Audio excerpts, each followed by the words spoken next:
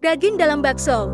Sumi 29 hilang misterius pada akhir September tahun 2002. Peristiwa itu telah dilaporkan oleh suaminya, Trisno 32, kepada pihak yang berwajib.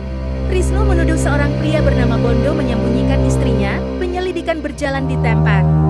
Hingga 3 tahun kemudian rahasia itu terungkap. Sumi bukan disembunyikan, melainkan tewas dibunuh. Jasadnya telah terbagi rata di dalam perut ratusan para pelanggan bakso. Pembunuhan ini mungkin tidak akan pernah dianggap ada andai kata dia tidak menikah dengan Trisno. Pada musim lebaran tahun 2004, ia bertemu Trisno di sebuah pantai di Trenggalek. Cerita punya cerita, keduanya saling tertarik, lalu memutuskan menikah tak lama kemudian. Segera selepas menikah, dia diboyong ke Sukatane, Bekasi, satu daerah yang masih relatif sepi kala itu. Beda-beda tipis dengan kampung halamannya Purwantoro. Di Sukatane ia akan hidup, mungkin dalam waktu lama, sekaligus membantu suaminya berjualan bakso. Trisno sendiri sudah 5 tahun berdagang di Sukatane. Tadinya pindah-pindah di daerah yang cukup ramai, sampai ia diajak Bondo, kenalan baiknya yang sama-sama membuat bakso, untuk mencoba peruntungan di Sukatane. Siapa menyangka, rezeki Trisno justru bagus di tempat sepi. Untuk standar dia, kawin dengan pedagang bakso sudah merupakan setengah mimpi hidupnya.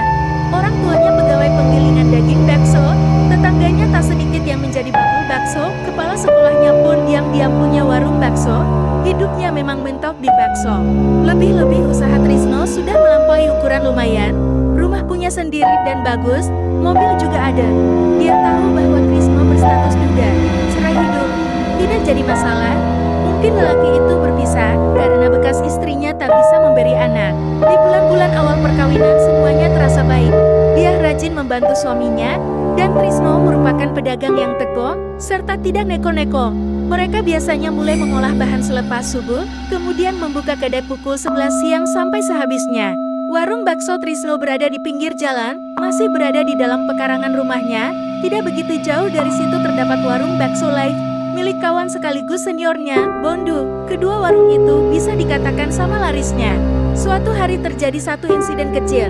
Ketika dia sedang berjalan pulang dari sebuah warung kelontong, sebuah motor pengangkut bawang menabrak lubang jalan hingga tergelincir jatuh. Bawang-bawang berserakan seketika.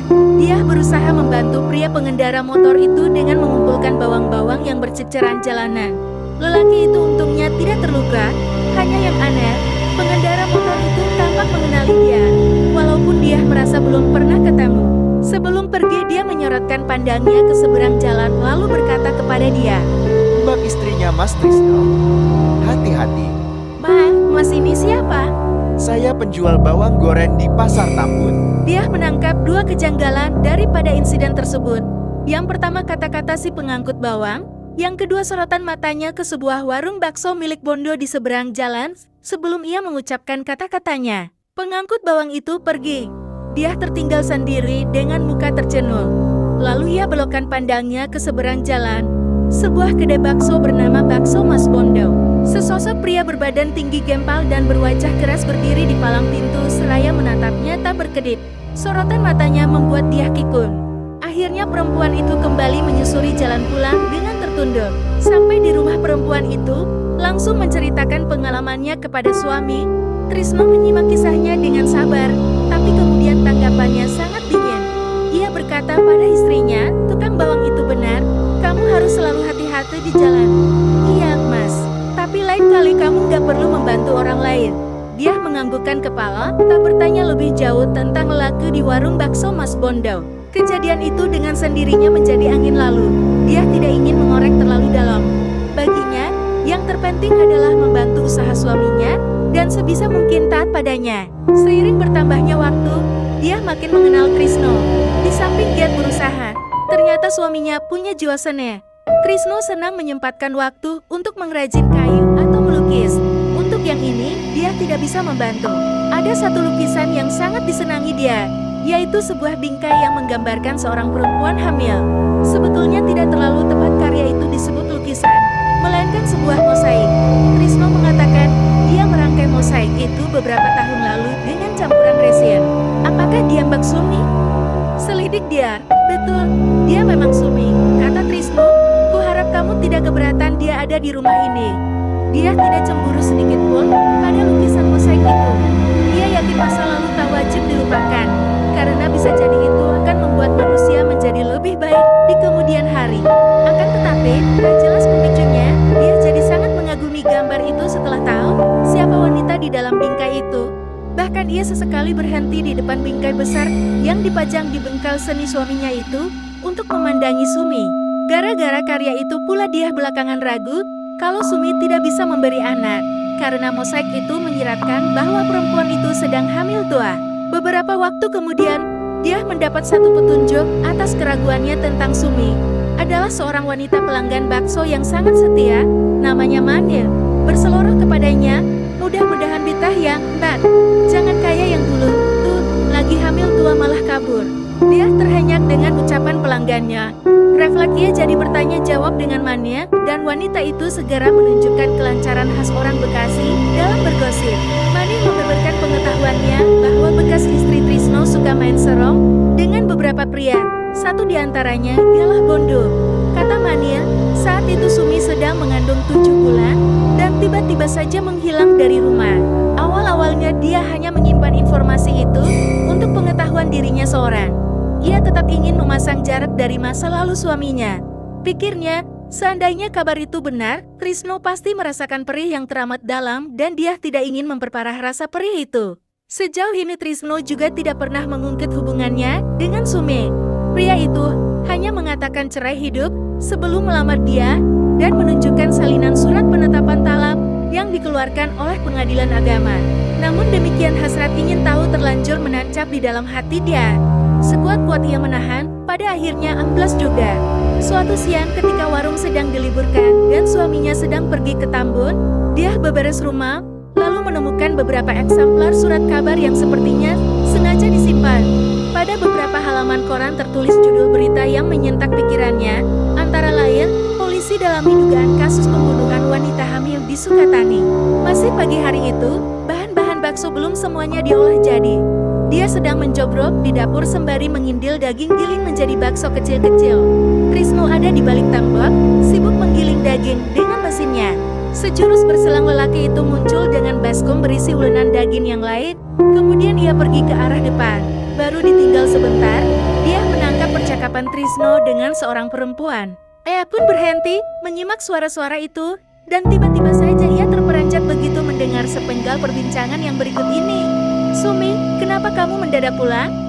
Kan ku bilang aku pasti kembali, Mas. Kenapa kamu malah kawin lagi? Dia sekonyong meninggalkan pekerjaannya, mengejar ke arah percakapan itu. Namun ia tidak menjumpai siapa-siapa rumahnya kosan, kecuali dirinya sendiri.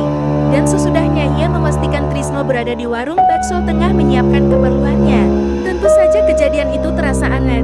Kendati dia masih berpegang teguh tak mau mencampuri masa lalu Trisno, tanpa sadar ia semakin tertarik untuk mengetahui kisah perkawinan suaminya dengan Sumi. Di kemudian hari Manih datang lagi ke warung.